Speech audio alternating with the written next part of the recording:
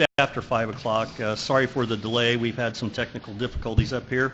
The meeting is being recorded, but there is no video. It's only going to be audio tonight. So if you go online to watch it later, you may not be able to see anything. Please join me in reciting the Pledge of Allegiance. I pledge allegiance to the flag of the United States of America and to the republic for which it stands, one nation, under God, indivisible, with liberty and justice for all. Roll call, please. Jeremy Ashcraft. Here. Bob Bishop. Here. Joe Buck. Here. Gary Fox. Here. Charlie Hastings. Here. Chuck Liddell. Present. Teresa Popejoy. Present.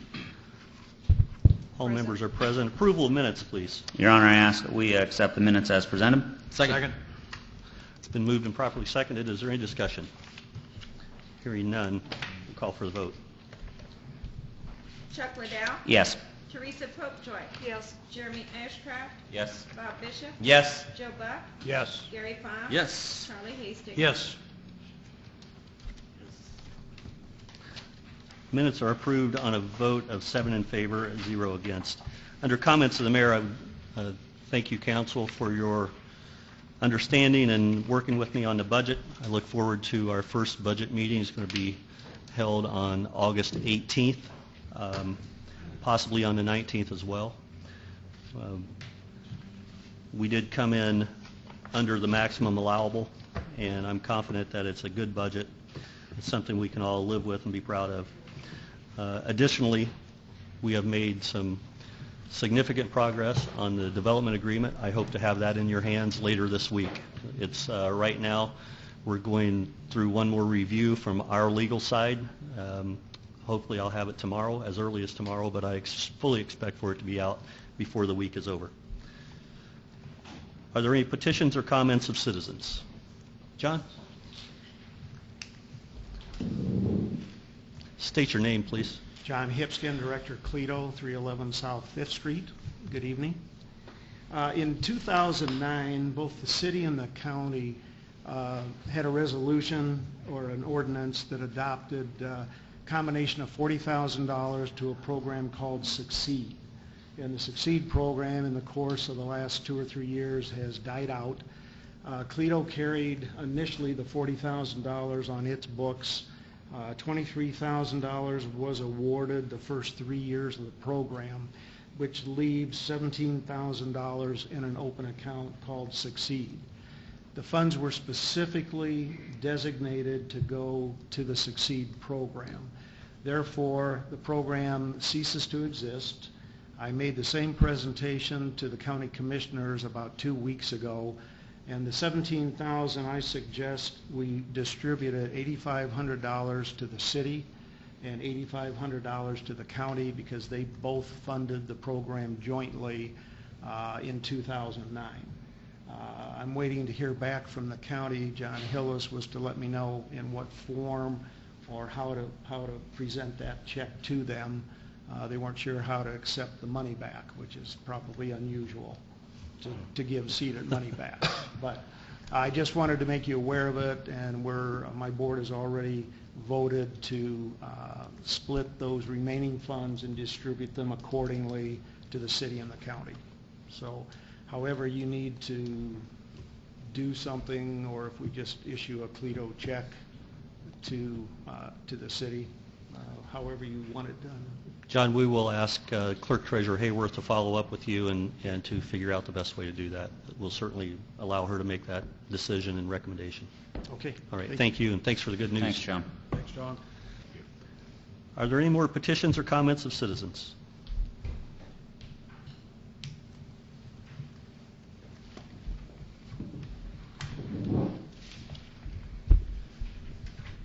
Members of the Common Council of the City of Logansport, as a citizen of this community and a resident of 1315 East Market Street, I identify myself as Jim Brew, and I make the following comments regarding a development agreement, and I'm giving you 12 specific examples of ideas of how to look to protect the city whatever be presented to you. And this is based upon a study of municipalities engaging in development agreements. Citizens await Franklin and Bosma's promised development agreement, the DA, related to construction of an electricity generation facility. The document was to have been considered twice by the City Council and once by the Service Board, all in June, but no document has been delivered to date. What protections should the city insist that the DA include? A DA is a contract. The parties to the contract are the city on one side and the developer on the other side. The two sides have differing interests. A study of DAs entered into by other cities demonstrates how to protect Logansport's interests and how to avoid a giveaway to Mayor Franklin's unidentified developer. I have read Bosma's generalizations in his PowerPoint about the DA, and I find that he has failed to protect Logansport in the following 12 ways. First, location. The city shall decide site qualifications. For example, it will not be constructed within 5 miles of any school because of the plant's emissions. The developer shall provide the city with regular updates regarding all material developments in the construction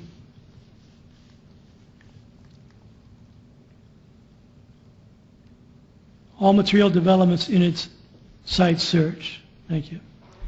Second, quality of work. The developer shall use top quality materials in the construction of the facility. Third, design.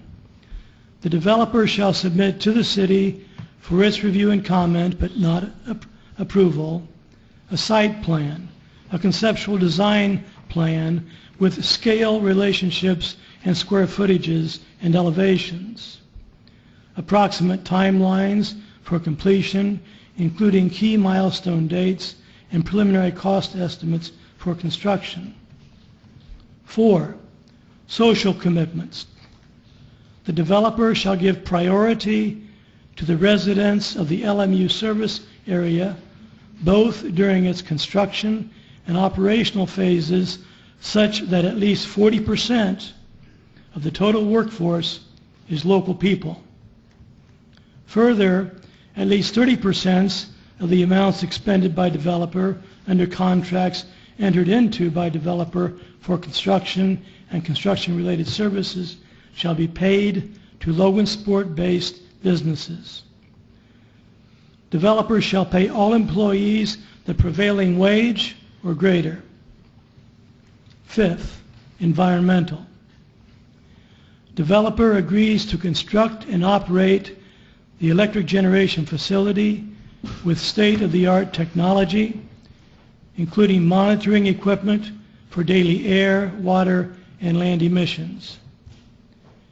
Emissions results will be delivered to the city on a daily basis, and the city will make those results available to the public. 6th, financing. Developer agrees to deliver to the city, for the city's review but not approval, relevant documents related to its financing of this electricity generation, construction, and operation project.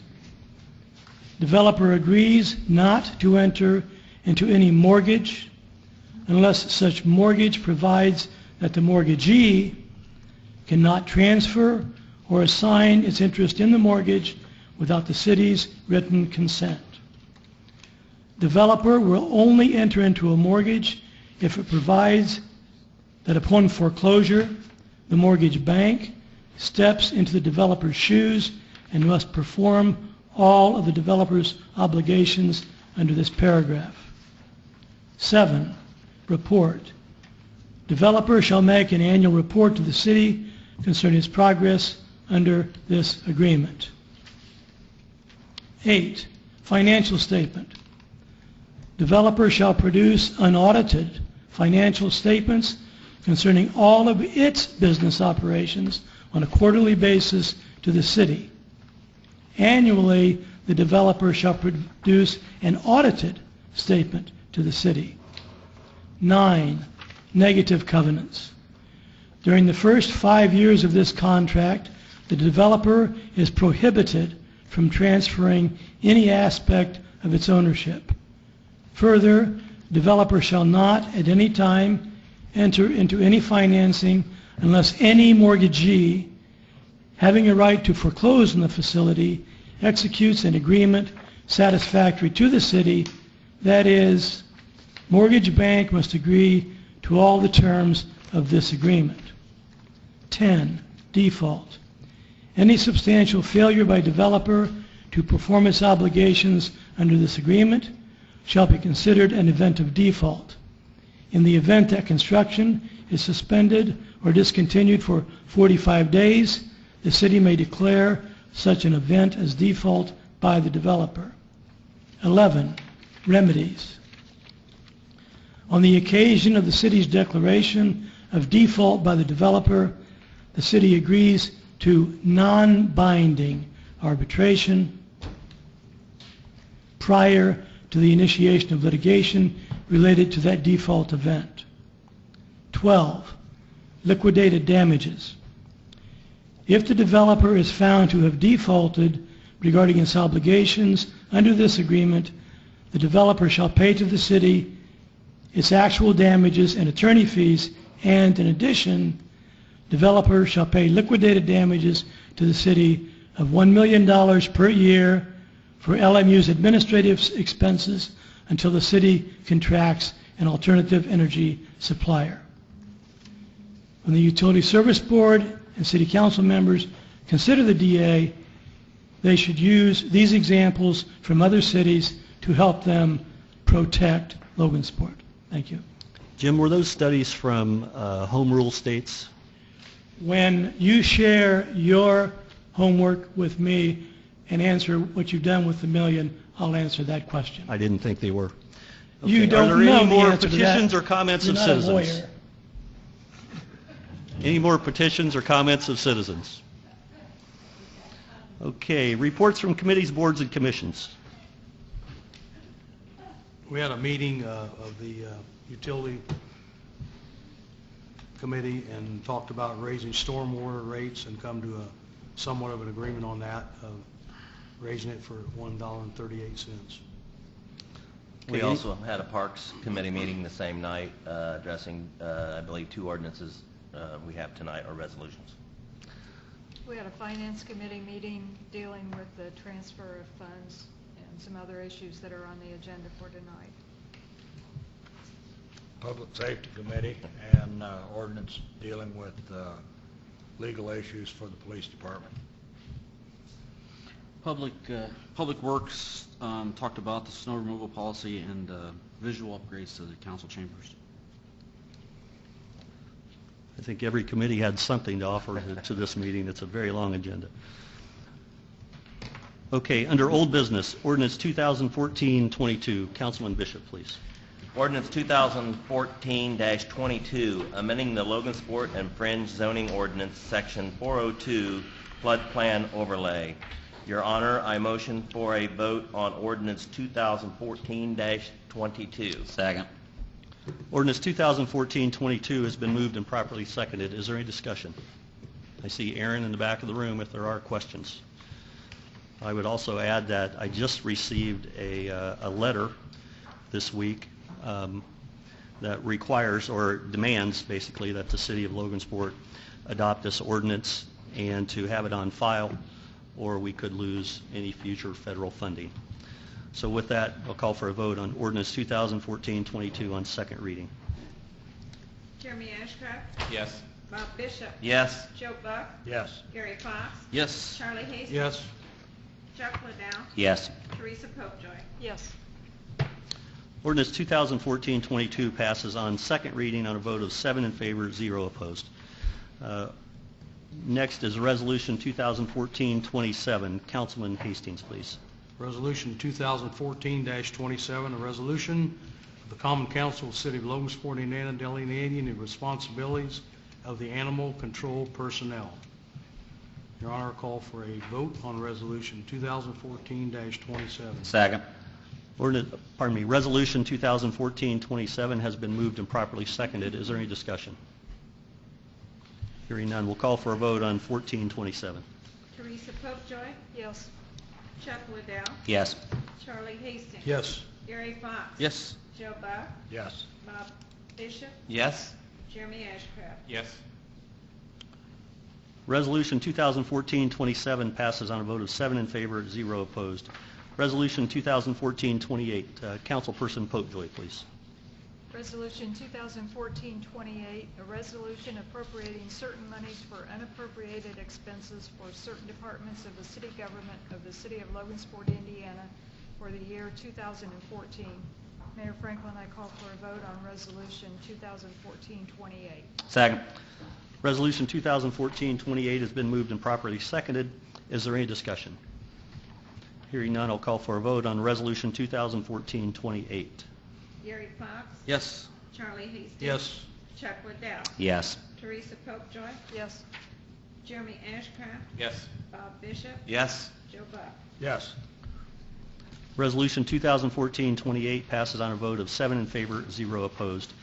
Resolution 2014-29, Councilman Buck, please.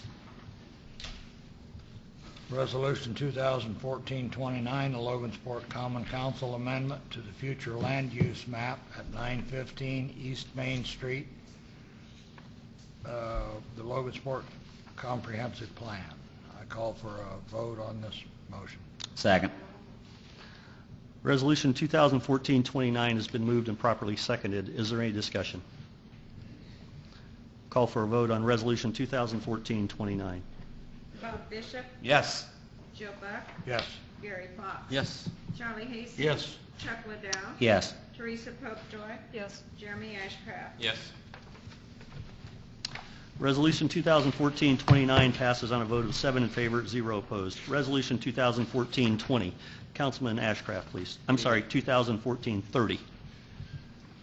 Resolution 2014-30, a resolution of the Common Council of the City of Logansport, Indiana, approving the transfer of certain monies for the Parks Department.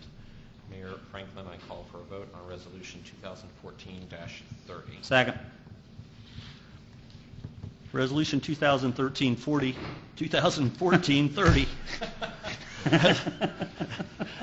has been moved and properly seconded. Is there any discussion? All call for the vote. Bob Bishop, Yes. Joe Buck, Yes. Gary Fox. Yes. Charlie Hastings. Yes. Chuck Liddell, Yes. Jeremy Ashcraft. Yes. Teresa Popejoy. Yes.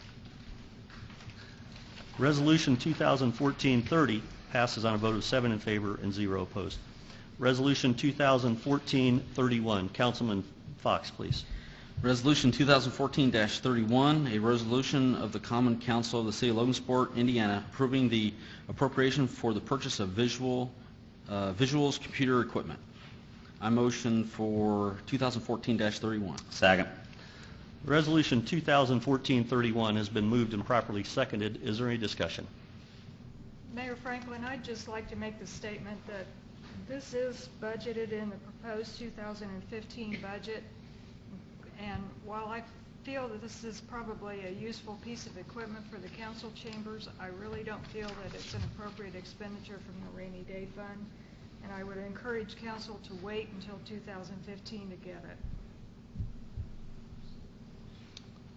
Thank you. And just so I can weigh in, when we first started talking about this, it's 2 or 3 months ago, and I wasn't exactly sure the desires of the council at that time, so I did build it into the 2015 budget, not knowing that this would be the ultimate decision by council. So that's how it ended up at both places, and for that I do apologize, but trying to be prepared for next year's budget in case we didn't take this path. So, Councilman Bishop, did you have? Yeah, we can, since it's budgeted for next year, we certainly can go ahead and take it from the rainy day fund now, and then next year, when we do the budget, we can strike that from the budget, and that money will actually end up in the rainy day fund then. So I see that the sooner that we get to using this equipment, council is trying their best to cut back on the paperwork the clerk has to prepare. As you can see, we have a very large packet tonight, and it takes the clerk probably a full day, their staff, to prepare all of this. And so it's my view that the sooner that we can get some of this equipment in, the sooner we can eliminate some of the paperwork. This screen will be a 70-inch screen, I believe. Gary, do we still have the above ones? Yeah, it's still budgeted in there, but Okay. we're gonna hold off on that and see how it flows first. So anyway, it'll be a big screen. So right now we have the side screen. We have to set a projector up. This will be a screen that will be on wheels, that we can move it so the audience can actually see what we're working on closer. If we have pictures or whatever, anybody that has to make a presentation, such as Aaron does a lot of times, it'll be a lot easier for everybody to see. It'll also be able to roll it across the hall if the utilities need to use it. I think we'll get a lot of use out of it. So I think that it's a good idea to get this as soon as we can. Thank you. I certainly am not opposed to upgrading our technology. We've needed that for a long time, but I agree with Teresa. When we initially talked about it in council, our first discussion was to look at it and budget it for 2015. I don't like the idea of borrowing from the rainy day fund to reimburse the rainy day fund. I just have real heartache with running accounting that way, so I won't support this resolution tonight for the very reason of how we're financing it. I think the idea is great. I think it would be fine implemented in January. Is there any more discussion? Okay, we'll call for a vote on Resolution 2014-31. Teresa Popejoy, No. Chuck Liddell, No. Charlie Hastings, Yes. Gary Fox, Yes. Jeremy Ashcraft, No. Bob Bishop, Yes. Joe Buck. Yes. Resolution 2014-31 passes on a vote of 4 in favor and 3 opposed. Ordinance 2014-23. Councilman Liddell, please. Ordinance 2014-23, an amendment to Ordinance 2002-50, an ordinance of the Common Council of the City of Logansport, Indiana, concerning changing the maximum balance of the cumulative non-reverting health insurance fund. Your Honor, I call for a first vote on Ordinance 2014-23. Second. Ordinance 2014-23 has been moved and properly seconded. Is there any discussion? Your Honor, we have a blank line. We did discuss this in committee, but we need to amend this ordinance to reflect the amount of money that we were going to put in there. There were several different numbers that were offered, and I wasn't sure council's desire, so if somebody wants to make a motion to amend. Your Honor, I make a motion to amend Ordinance 2014-23 on the third line after the therefore to put in the amount to $750,000. Second. It's been moved and properly seconded to amend the amount to show $750,000 as the maximum. Is there any discussion? No discussion? Call for a vote on the amendment. Jeremy Ashcraft, Yes. Bob Bishop, Yes. Joe Buck, Yes. Gary Fox, Yes. Charlie Hastings. Yes. Chuck Liddell, Yes. Teresa Popejoy. Yes. The amendment passes on a vote of 7 in favor, 0 opposed. Now, ordinance 2014-23 in its entirety as amended. Jeremy Ashcraft, Yes. Bob Bishop, Yes. Joe Buck, Yes. Gary Fox, Yes. Charlie Hastings. Yes. Chuck Liddell, Yes. Teresa Popejoy. Yes. Ordinance 2014-23 passes on first reading on a vote of 7 in favor, 0 opposed. Ordinance 2014-24. Councilman Bishop, please. Ordinance 2014-24, an ordinance requiring all bicycle owners within the City of Logansport to register their bicycles with the Logansport Police Department. Your Honor, I motion for a vote on Ordinance 2014-24. Second. Ordinance 2014-24 has been moved and properly seconded. Is there any discussion? Please. Mayor Franklin, I'd like to make a I'm so- statement regarding this. Pardon me just a minute. I called on somebody. Come on up. Okay. Yeah, and I'll get back to you, Teresa. My name is Bill Bauman. I live at 2431 George Street. I have multiple bicycles. I ride thousands of miles a year. If I could just have maybe some details of how this would work or what the cost would be or the penalties would be before it got approved. Okay, Chief Clark is in the back of the room. Chief, if you would.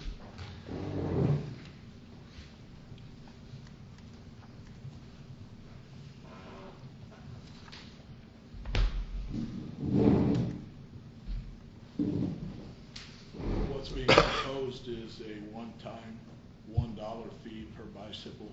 There would be a license sticker that would be placed on the center.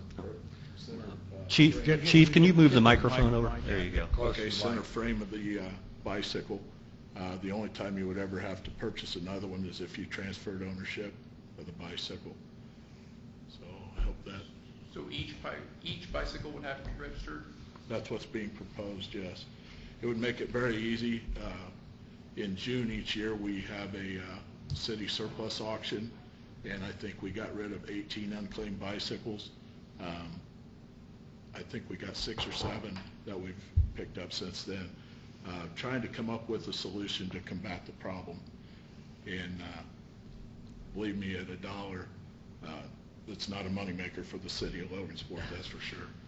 But the main concern would be this would be to combat people taking bicycles? Well, it would have a record of the bicycles in Logansport. When we get calls almost daily of bicycles found in someone's yard or in an alley or whatever, we go pick them up. It'd be easy to identify and return them to their owners. And what is the fee or the penalty for not registering the bicycle? The proposed fee is $25. And then how would that be taken care of? Would that be a police officer finding someone, or like if they see someone riding a bike without it being registered, how is that applied? Yes, whoever is ordained in the ordinance, it could be some of them they do as city officials can, police officers, however they delegate that would be how it'd be enforced. Okay. So even if, like, say, a young person's riding a bicycle that their parent didn't register, how would that be taken care of? You would find the parent, take care of it with that. Also, what's being proposed as a part of this would be to give the Indiana bicycle laws to the people that are coming in registering their bicycles, because I don't know if Logansport's going to move in the direction of bicycle lanes or whatever in the future, as some communities have, but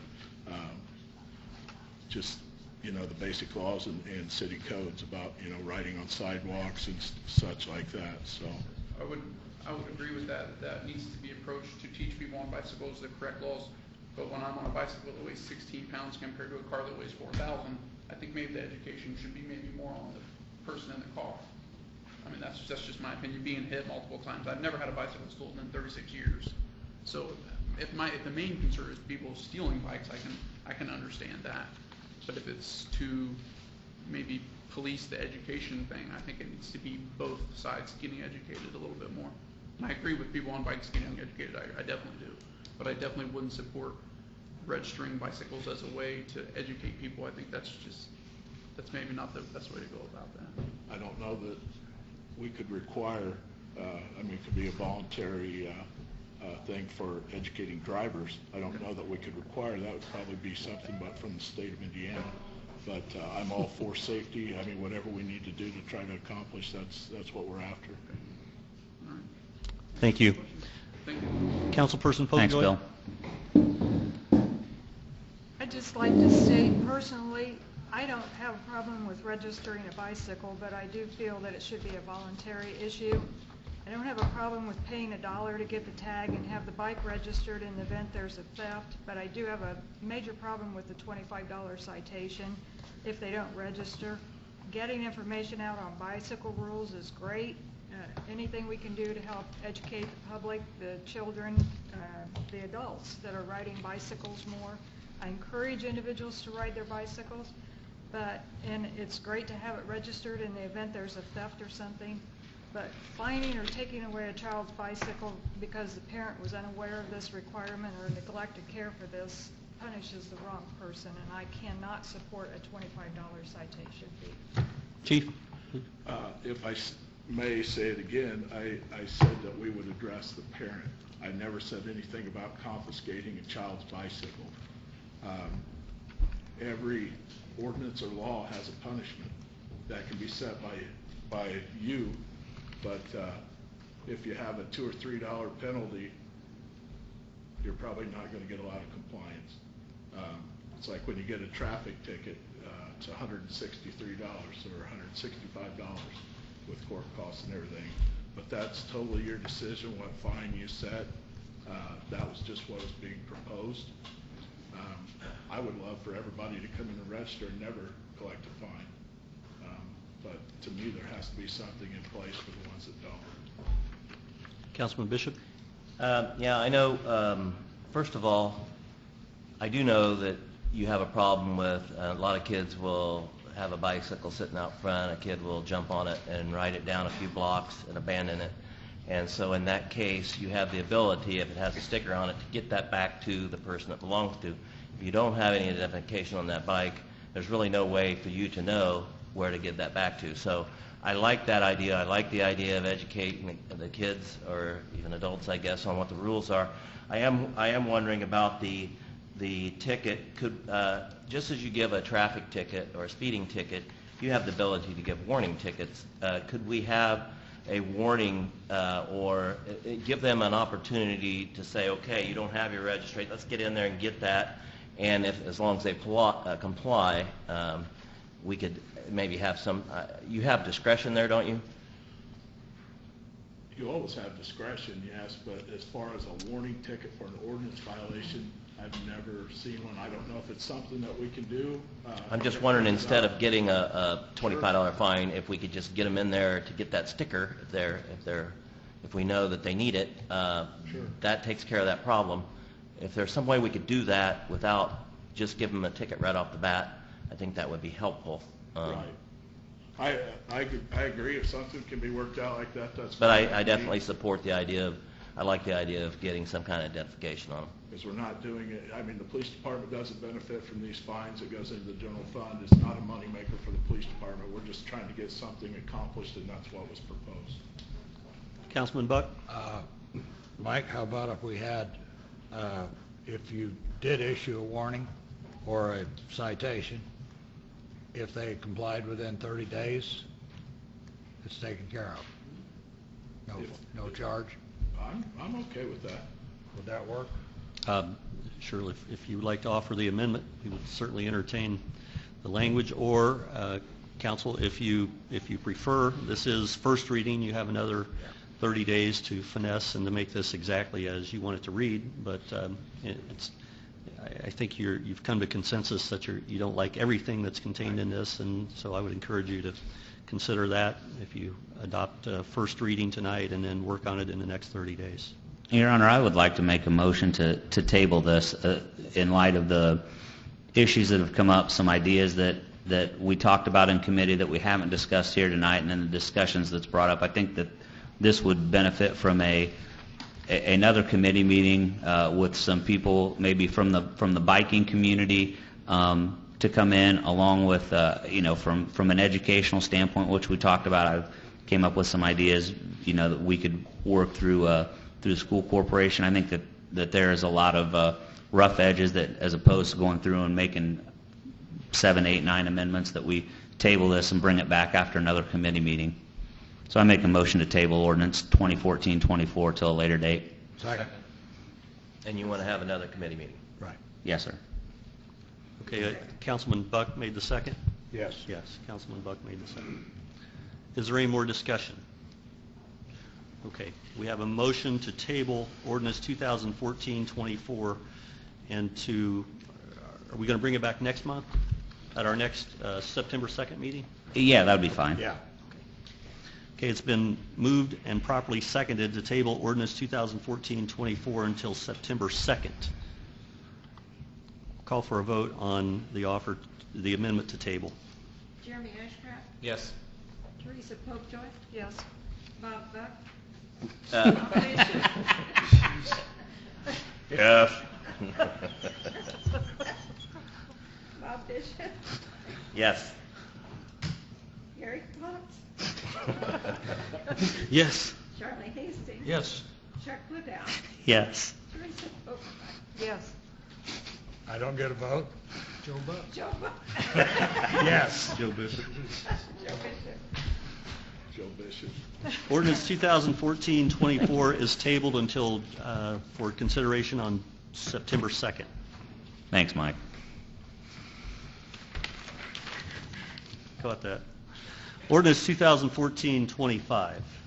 That'd be Councilman Hastings, please. Ordinance 2014-25, an ordinance prohibiting certain intoxicating substances within the city of Logansport. Your Honor, call for a first vote on ordinance 2014-25. Second?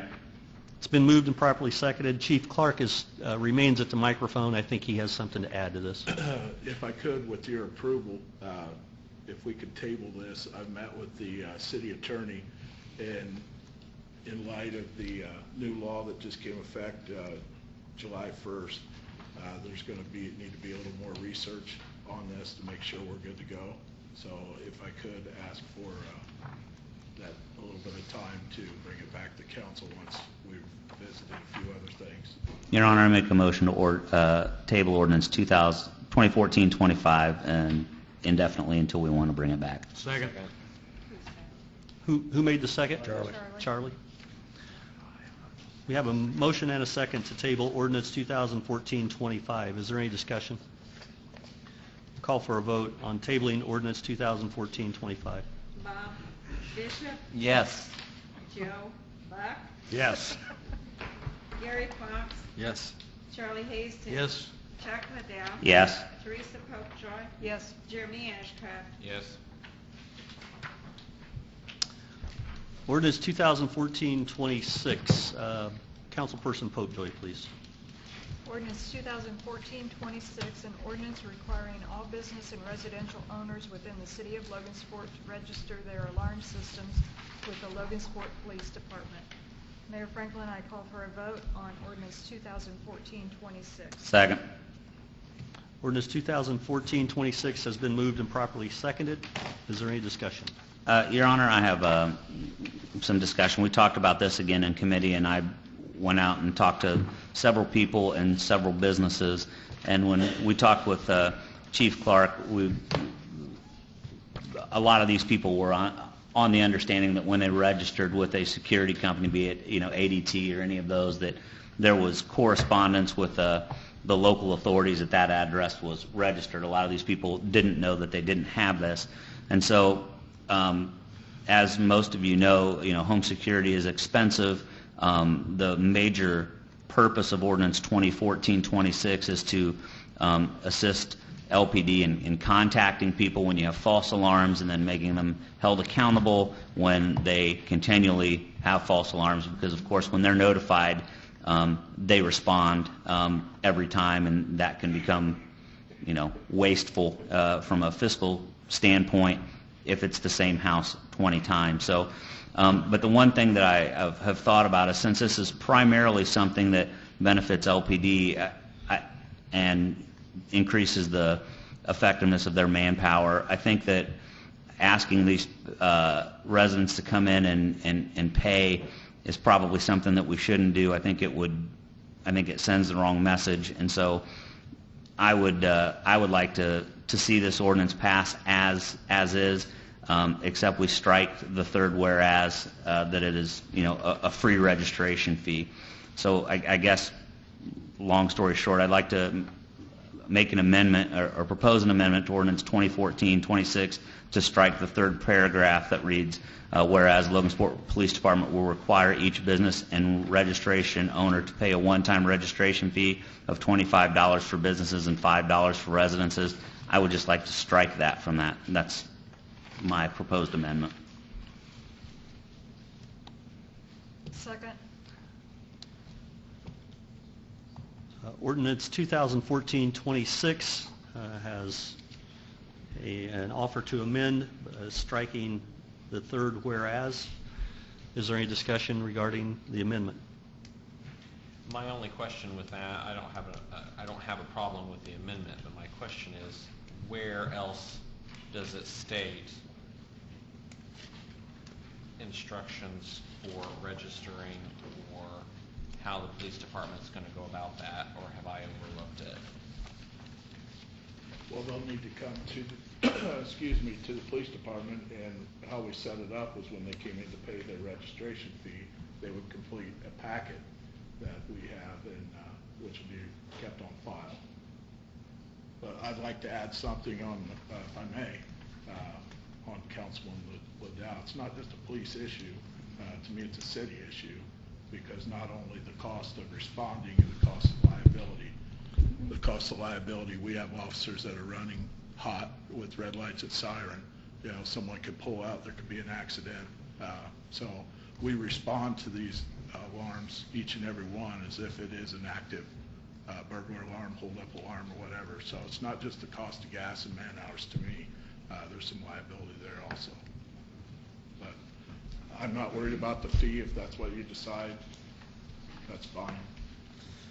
But as long as we get them registered and some sort of penalty is imposed, I'm good, because we have to keep these lists. After they're registered, they need to keep them updated. I don't know how many times that we go to a business or residence and they've moved or changed personnel or whatever, and we don't even have current phone numbers. A lot of times they're in the middle of the night, you know, where they're closed. So this is just a tool to try to combat that and reduce the liability and the costs associated with it. Okay, we have a motion and a second to amend. Is there any more discussion on the amendments? Councilman Bishop. I just want to point out in section 4 there, it does say that if they do get false alarms, that you're not giving them a ticket for the first violation. They do have warnings, so that I believe it's it says here that you get 15 days to report how I guess you correct it. Yes, sir. And so I think that's something that we wanted in committee to make sure that it looks like after 3 false alarms then is when you will be giving a ticket. Is that correct? That's correct. And so I know, because everybody that sets up a new alarm, you have those troubles when you first set up a new alarm sometime. But obviously you can't have that going on night after night. So I think three false alarms is pretty that's tolerable. So you know, I'm good with it. I'll give you, for instance, just the other night I heard on the scanner at home that we had 2 officers go to an alarm of a business. They get there, they check the doors, the dispatch calls for a key holder. He says, disregard, our alarm's not working properly. Here we just sent 2 officers, you know, the liability of them getting there quickly and not counting the gas and manpower. But, you know, this tool is very important. I just wanted to point out you are giving you give it three strikes before you're out. Yes, so atmospheric conditions are also Yeah. one. I mean, Storms. Storms, Yeah. They set them off. They're not going to be penalized for that. It's all clearly in here. But we're not here to Thank you. penalize. We're trying to help. All right, we have a motion and a second to amend. Is there any more discussion on the amendment? Call for a vote on the amendment. Bob Bishop, No. Joe Buck, No. Gary Fox, No. Charlie Hastings, No. Chuck Liddell, Yes. Teresa Popejoy, Yes.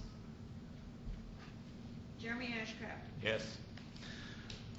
The amendment fails on a vote of 3 in favor and 4 opposed. Now, ordinance 2014-26 in its entirety. Bob Bishop, Yes. Joe Buck, Yes. Gary Fox, Yes. Charlie Hastings, Yes.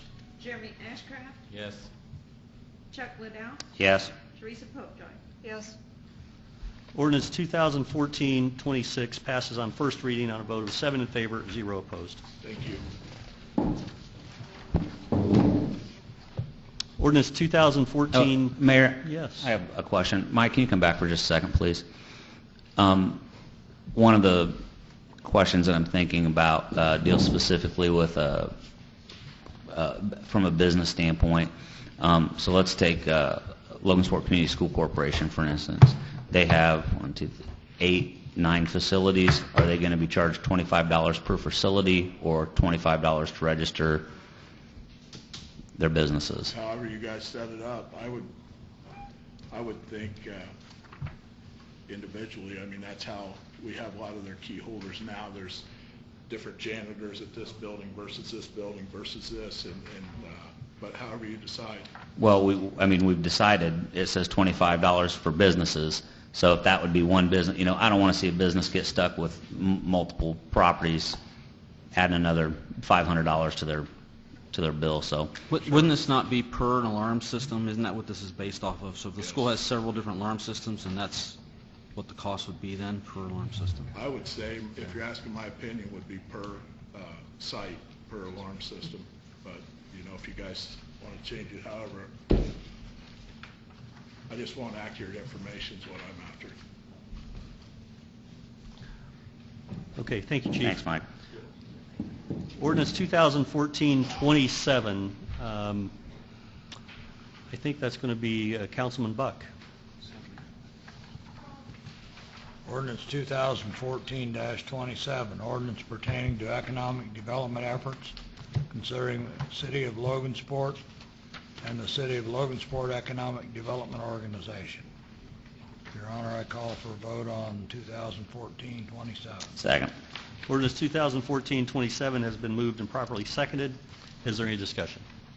Councilman Bishop. Your Honor, I'd like to call for amendment. Make a motion for amendment on the third page, the second line. It says the amount that we're funding actually starts on the first line. $90,000 annually. I'd like to cut that to 75,000, I'm sorry. Second. Okay, we have a motion and a second. I could actually point out that I think we give 11.5% at this point. We've changed this to a fixed figure, and the 11.5% figures out to what, Mayor, roughly 60,000, 50-some thousand? Currently? Yes. This year, it's less than 50,000 this Okay. year, in 2014. So I believe, from that to 75 is pretty generous at this point, so that's why I'd like to ask for that amendment. Thank you. It's been moved and properly seconded. Is there any discussion regarding the amendment? Call for a vote on the amendment. Bob Bishop, Yes? Joe Buck, Yes. Gary Fox, Yes. Charlie Hastings. Yes. Teresa Popejoy, Yes. Chuck Liddell, Yes. Jeremy Ashcraft. Yes. The amendment passes on a vote of 7 in favor, 0 opposed. Now, ordinance 2014-27 in its entirety on first reading. Teresa Popejoy, Yes. Chuck Liddell, Yes. Charlie Hastings, Yes. Gary Fox, Yes. Joe Buck, Yes. Bob Bishop. Yes? Jeremy Ashcraft. Yes. Ordinance 2014-27 passes on first reading on a vote of 7 in favor, 0 opposed. Ordinance 2014-28. Councilman Ashcraft, please. Ordinance 2014-28, an ordinance of the Common Council of the City of Logansport, Indiana, approving a change in rates and charges of the Logansport Department of Stormwater Management. Mayor Franklin, I call for a vote on ordinance 2014-28. Second. Ordinance 2014-28 has been moved and properly seconded. Is there any discussion? Call for a vote on ordinance 2014-28, first reading. Joe Buck, Yes. Gary Fox, Yes. Jeremy Ashcraft, Yes. Charlie Hastings. Yes. Chuck Liddell, Yes. Teresa Popejoy, Yes. Bob Bishop. Yes. Ordinance 2014-28 passes on first reading on a vote of 7 in favor, 0 opposed. Ordinance 2014-29. Councilman Fox, please. Ordinance 2014-29, an ordinance of the Common Council of the City of Logansport, Indiana regarding a fund for the memorial home. I motion for 2014-29. Second. Ordinance 2014-29 has been moved and properly seconded. Is there any discussion? Yes, Mayor Franklin, I have some comments and some questions. At our last meeting, you said you had the deed but had yet to sign it. Have you signed that deed? The deed has been registered in the recorder's office. There's no signature required, is my understanding. So now we, as the city of Logansport, now own the memorial home? We own the memorial home. Okay. Well, I did some research today, and I spoke with a couple of commissioners, and I just wanted to present some facts to council prior to voting. I guess it doesn't matter because now we own it, but the county had budgeted $30,000 annually for the utilities and cleaning. Their rentals went from between $10,000 and $15,000 a year, $300 a rental, so they usually get about $10,000 income. Upon talking with them, there are plumbing issues, foundation issues. The building's not ADA compliant. The renters that have been attracted there have been ones who are attracted primarily for their ability to serve alcohol, which, according to one of the commissioners, really merits having a full-time custodian there because of the mess that they make. They did have a company look at the renovations from the memorial home, and the estimate was $1 million. If the Indiana Landmark group would take this over, I would be ecstatic. I, like everybody else, love the beauty, love the history, love the architecture of the memorial home, but as the fiscal representative of the city, I think it's an absolute terrible idea that we take over the financial responsibility for that. And this brings me to my next point. We have lived in such a segregated city-county world where we'd been promised there was going to be people working together, and now I feel like, you know, in talking to one of the commissioners said, we're not in the business of renting buildings. I don't believe the city is either. I also don't believe the city should be in the business of preserving buildings. That's not what we're here for, and we have to work together, especially on projects like this, so that we at least share the financial burden, because right now what we're doing is we're not doing the taxpayer any favor by taking this over. And I understand, Ted, your concern of somebody buying it for $1, raping it of all of the stained glass and the wood, and then leaving it there for us to demolish. But I would venture to guess that if that happened, the cost to demolish would be a lot less than $1 million, and that's where we're at to keep that building, according to one estimate, up to code. So I think it's a bad idea, and I'm not going to be supportive of this. I appreciate your comments, Chuck. I find it interesting that you would make the statement that you don't support trying to save these structures, and your record of your past votes would certainly reflect that you have offered facade improvement money on multiple occasions to save downtown businesses and to improve their location. This is one. If the city doesn't get involved in this and save this building, it will be sold. It will be sold to the highest bidder. The county has a record of doing that, and that's their right. It's their ability. They have that within their jurisdiction to make that decision. But once the building is robbed, once those assets are gone, we're going to be faced with the dilemma of what to do with it. I certainly don't intend to invest $1 million of the city's money in that project. Worst case scenario, we could offer the building up for sale ourselves for $1. And if somebody's going to take it, they're going to take it. What we're trying to do is buy some time for this building, because it is going to be in bad shape if we don't do something fairly quickly. We know the county's not going to do it. I'm not in the business to rent buildings either, although the city has been in the business of renting buildings since the early 80s. Eastgate, quite a cash cow for a number of years, $10,000 a month for over 25 years. So we've done all right with our history of renting buildings. This isn't about rental. It's not about making money. It's about preserving history. Right. And we have the opportunity to do it. And all this is an account that allows us to refund the monies that have already been collected for the rentals that are going to take place for the remainder of this year through the month of September. Right. So And we you're have right. to have some place to take the money, to deposit the money, and how we can refund it. This is just another one of those State Board of Accounts requirements that require us, if we're going to if we're going to refund the money, we have to have a mechanism that allows us to do that. We have, we could have been the bad guys, I guess, and canceled all reservations, and people who have had this building reserved for months, if not years, for wedding receptions and those kind of things. But I didn't want to do that. I thought that would be unfair and not a very good representation for the city. So That wouldn't have been us being the bad guys. That would have been the county. And you're right about my record. I have funded improvements to downtown businesses. People who make money contribute to the tax roll, not blank buildings. So just to make sure you have your facts straight there. Downtown businesses. Okay. Ordinance 2014-29. Is there any more discussion? Call for a vote on ordinance 2014-29. Jeremy Ashcraft, Yes. Bob Bishop, Yes. Joe Buck, Yes. Gary Fox. Yes.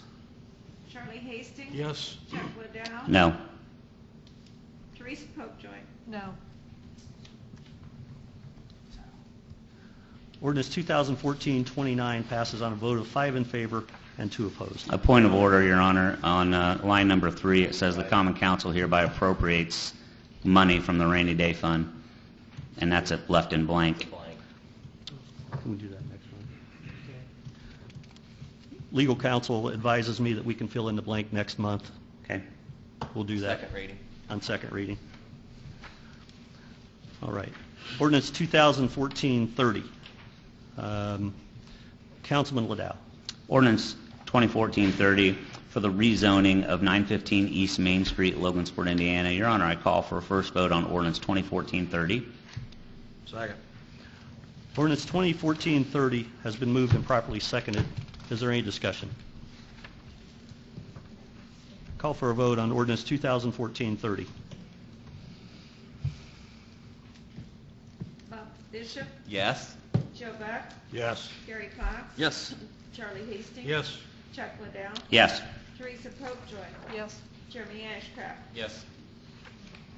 Ordinance 2014-30 passes on first reading on a vote of 7 in favor, 0 opposed. Ordinance 2014-31. Councilman Bishop, please. Ordinance 2014-31, amending the Logansport and Fringe Zoning Ordinance Committee commitment standards. Your Honor, I motion for a vote on ordinance 2014-31. Second. Ordinance 2014-31 has been moved and properly seconded. Is there any discussion? Hearing none, we'll call for a vote on ordinance 2014-31. Jeremy Ashcraft, Yes. Bob Bishop, Yes. Joe Buck, Yes. Gary Fox. Yes. Charlie Hastings. Yes. Chuck Liddell. Yes. Teresa Popejoy. Yes. Ordinance 2014-31 passes on first reading on a vote of 7 in favor, 0 opposed. Ordinance 2014-32. Councilman Hastings, please. Ordinance 2014-32, amending the Logansport and Fringe Zoning Ordinance Improvement Location Permits. Your Honor, call for a first vote on ordinance 2014-32. Second. Ordinance 2014-32 has been moved and properly seconded. Is there any discussion? We'll call for a vote on ordinance 2014-32. Jeremy Ashcraft, Yes. Bob Bishop, Yes. Joe Buck, Yes. Gary Fox. Yes. Charlie Hastings. Yes. Chuck Liddell. Yes. Teresa Popejoy. Yes. Ordinance 2014-32 passes on first reading on a vote of 7 in favor, 0 opposed. Ordinance 2014-33. Councilperson Popejoy, please. Ordinance 2014-33, amending the Logansport and Fringe Zoning Ordinance signage standards. Mayor Franklin, I call for a vote on ordinance 2014-33, please. Second. Ordinance 2014-33 has been moved and properly seconded. Is there any discussion? Call for a vote on ordinance 2014-33. Teresa Popejoy. Yes. Chuck Liddell. Yes. Charlie Hastings. Yes. Gary Fox. Yes. Joe Buck. Yes. Bob Bishop. Yes. Jeremy Ashcraft. Yes. Ordinance 2014-33 passes on first reading on a vote of 7 in favor, 0 opposed. Ordinance 2014-34. Councilman Buck, please. Okay, ordinance 2013-34, an ordinance of the Common Council, City of Logansport, Indiana, for the additional appropriation of funds for the Department of Public Works and Safety. Your Honor, I call for a vote on ordinance 2013-34. Second. Council, just as a point of clarification, the ordinance is labeled as 2013-34. Yeah. That's a typo. It's right everywhere else except all the way at the top. So we will we'll go ahead and consider this to be ordinance 2014-34. It's been moved and properly seconded. Is there any discussion? Hearing none, we'll call for a vote on ordinance 2014-34. Bob Bishop, Yes. Joe Buck, Yes. Gary Fox, Yes. Jeremy Ashcraft, Yes. Charlie Hastings. Yes. Teresa Popejoy, Yes. Chuck Liddell. Yes. Ordinance 2014-34 passes on a vote of 7 in favor, 0 opposed. Ordinance 2014-35. Councilman Ashcraft, please. Ordinance 2014-35, an ordinance of the Common Council of the City of Logansport, Indiana, concerning zoning citation. Mayor Franklin, I call for a vote on ordinance 2014-35. Second. Ordinance 2014-35 has been moved and properly seconded. Is there any discussion? Call for a vote on ordinance 2014-35. Teresa Popejoy, Yes. Chuck Liddell. Yes. Charlie Hastings. Yes. Jeremy Ashcraft. Yes. Bob Bishop. Yes. Joe Buck, Yes. Gary Fox. Yes. Ordinance 2014-35 is passed on first reading on a vote of 7 in favor, 0 opposed. Ordinance 2014-36. Councilman Fox, please. Ordinance 2014-36, an ordinance of the Common Council of the City of Logansport, Indiana concerning snow emergencies.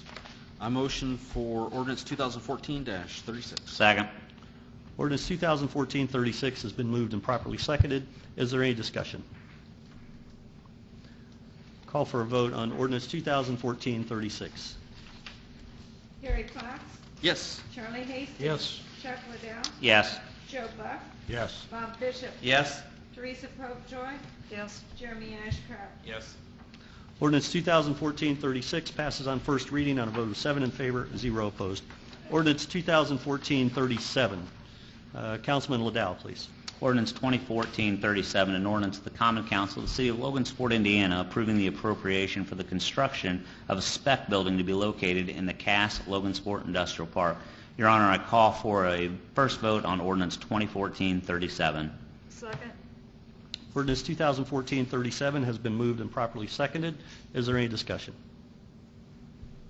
Call for a vote on ordinance 2014-37. Jeremy Ashcraft, Yes. Bob Bishop, Yes. Joe Buck, Yes. Gary Fox. Yes. Charlie Hastings. Yes. Chuck Liddell, No. Teresa Popejoy. Yes. Ordinance 2014-37 passes on first reading on a vote of 6 in favor and 1 opposed. Ordinance 2014-38. Back to Councilman Bishop, please. Okay, ordinance 2014-38, an ordinance of the Common Council of the City of Logansport, Indiana regarding the Blight Elimination Program called BEP. Your Honor, I motion for a vote on ordinance 2014-38. Second. Ordinance 2014-38 has been moved and properly seconded. Council, you're going to need to offer an amendment as to where you would like us to take those funds, and then I think that's it. So can somebody offer an amendment? Mayor Franklin, I would offer two changes, actually. One, that this would be funded from the rainy day fund, and second, that the amount be reduced from $125,000 to $100,000 because Mr. Drinkwine felt that $100,000 was enough to fund this. Second. Just make sure I'm clear, Councilman Popejoy, you would have the first whereas where that blank is, it would be from the rainy day fund. That is correct. And also when we get to at the bottom of the page, paragraph 1, it authorizes a maximum of $100,000 to be expended from the rainy day fund for costs associated. There's another paragraph where 125, the building commissioner estimates that a maximum of 125,000 will be needed for this project. It's before the now therefore starts. Yeah. Last whereas. Oh, Right. yeah. The last whereas before the now therefore statement. Correct. So you'd amend, that would say whereas the building commissioner estimates that a maximum of $100,000 will be needed for the project. Correct. So That's anywhere there's a blank with a line under it, it would be from the rainy day, it would say the rainy day fund. Well, not And anywhere there's necessarily. 125,000, that would be changed to 100,000. Yeah, where it's referring to where the monies are coming from. Okay. Okay, so we have three amendments. Is there a second on the amendment? Second. It's been moved and properly seconded to amend ordinance 2014-38. Is there any discussion on the amendments? I'll call for a vote on the amendments. Gary Fox. Yes. Charlie Hastings. Yes. Chuck Liddell. Yes. Teresa Popejoy. Yes, Joe Buck. Yes. Bob Bishop. Yes. Jeremy Ashcraft. Yes. Ordinance, motion to amend ordinance 2014-38 passes on first reading on a vote of 7 in favor, 0 opposed. Now ordinance 2014-38 in its entirety as amended. could I offer just one comment, please? Yes. Before we vote on this? I just want to make sure that those in the audience understand that the money that we're appropriating for this is money that will be returned to the city of Logansport through this grant that the city has received, but funds needed to be set aside for the city to purchase these properties so that we can address these issues before the grant works on a reimbursement basis. So there needs to be funds available to pay for that, and then we would request the reimbursement back to that. So in essence, there is no cost to the city of Logansport for this service.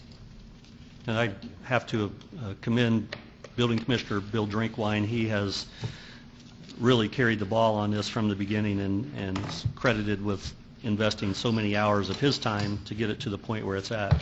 It's also interesting that because of his efforts and his sharing his knowledge with the county and with some of the other incorporated towns outside the city of Logansport, but still in Cass County, there are some of them who are active participants in this as well, and they're now jumping on the bandwagon. And again, I credit Bill with all of his hard work for being able to not only help us improve what's inside the city limits, but also a dozen or so homes out in the county that are facing the same fate. So with that said, it's been moved and properly seconded.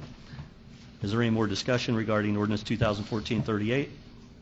Call for a vote on ordinance 2014-38 on first reading. Jeremy Ashcraft. Yes. Bob Bishop. Yes. Joe Buck. Yes. Gary Fox. Yes. Charlie Hastings. Yes. Chuck Liddell. Yes. And Teresa Popejoy. Yes.